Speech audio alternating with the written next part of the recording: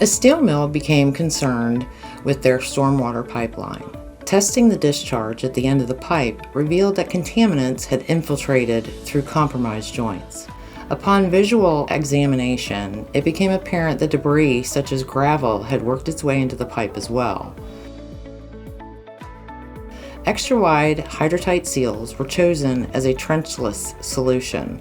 The first couple of weeks were focused on cleaning out the debris and scraping away the calcium from the surface near the joints that needed to be sealed. Over the next week, 66 seals were installed. After installation, testing revealed that the contaminants were no longer entering the pipe. HydraTech proved to be a cost-effective and time-efficient repair.